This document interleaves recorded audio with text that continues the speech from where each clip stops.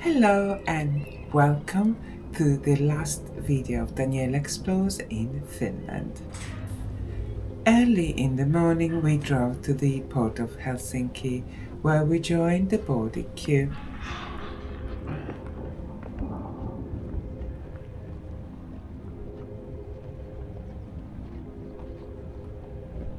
We booked the morning crossing from Helsinki to Tallinn, Estonia. This was the beginning of our journey back home to Bulgaria.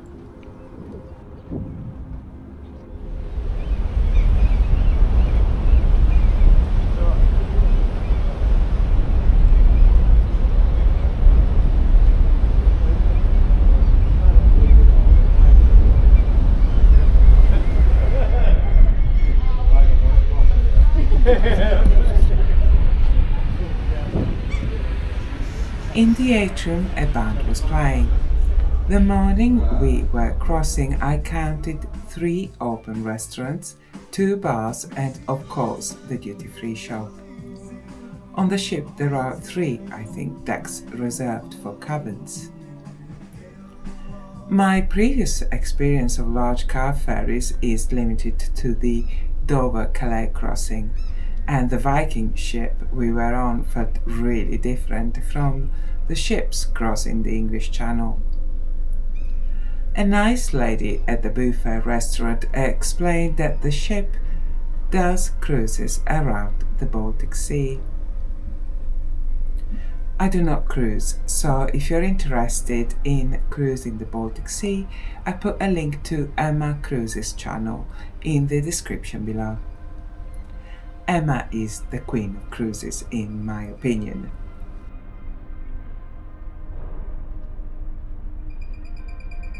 It was a clear day and I had some beautiful views of Helsinki and the archipelago around the capital of Finland.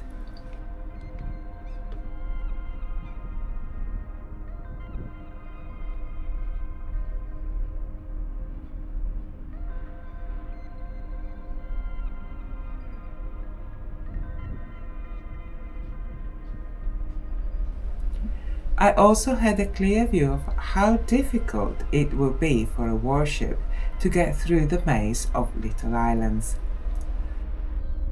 Looking at the route the ferry is taking, there is only one safe way in and one safe way out Helsinki port. And this route in 1853 was guarded by a formidable fortress. Imagine what must have been like. The United Kingdom and France are allies of the Ottoman Empire, and they are fighting Russia in Crimea. The Allies want to open another front, and you are the British admiral chosen to sail into the Baltic Sea and make trouble for the Russians. Your officers got the job by a mixture of plutocracy and nepotism, not meritocracy. If your family was rich enough and connected enough, they could buy you a position in the Royal Navy.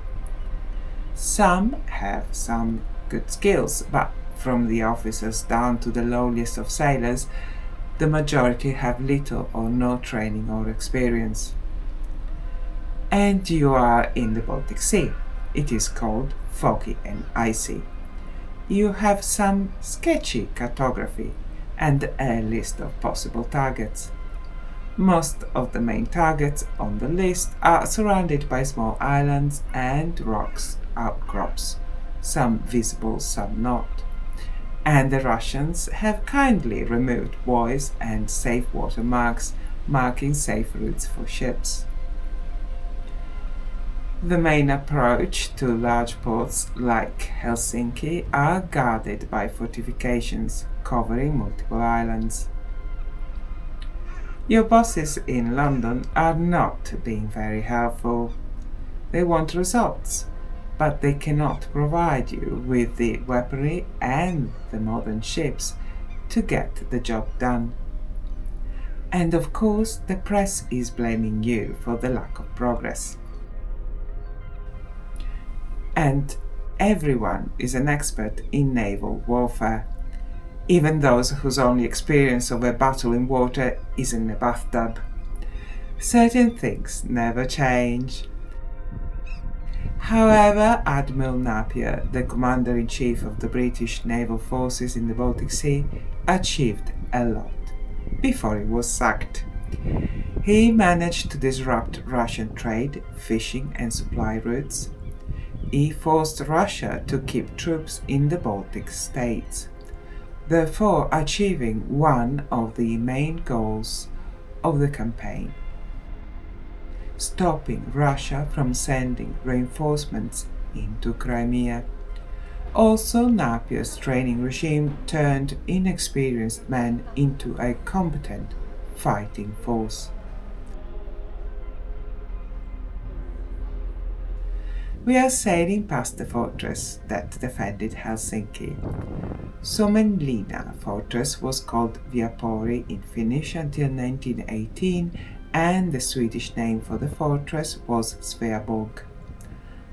And a big battle occurred here. The British and the French combined forces bombed this fortress for 46 hours straight. The Allies had more modern guns and could launch rockets and cannonballs at the fortress while staying out of the range of the Russians' obsolete cannons. However, the fortress did not fall, and if the Allies had moved closer, they would have come under fire and would have suffered major damage. And on land, of course, the Russian troops were waiting for them. So after the battle, the Allies didn't attempt to land. The construction of the fortress began under Swedish rule in 1748. Between 1808 and 1918, Viapori was a military base of the Russian Empire and was not part of the autonomous Grand Duchy of Finland, part of the Russian Empire. Finland declared independence from Russia in 1917, but Viapori was not transferred to the Finnish government until the spring of 1918, during the Finnish Civil War. At the end of the Finnish Civil War, the fortress was turned into a prison camp.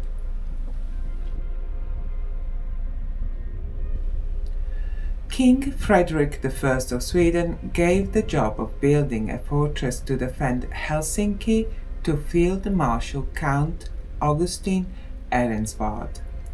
Ehrensvärd spent the rest of his life planning and building the fortress of Sveaborg. Ehrensvärd's design was a low-profile bastion-type fortress that follows the natural contours of the islands. Ehrensvärd designed Sveaborg to have a series of independent fortifications across several linked islands, and at the center of the complex a navy dockyard. It is a bastion fort of Tres Italien style, the style developed during the Renaissance in response to advances in warfare, specifically gunpowder and cannonballs. Suomenlinna is now one of the most popular tourist attractions in Helsinki and a picnic hotspot in good weather.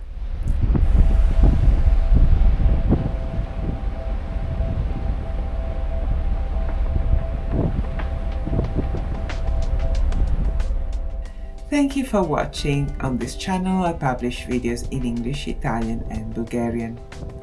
Please see links at the end for my single language channels. Until next time, thank you for watching. Please like and subscribe. That would be wonderful. Have a lovely day. Bye bye.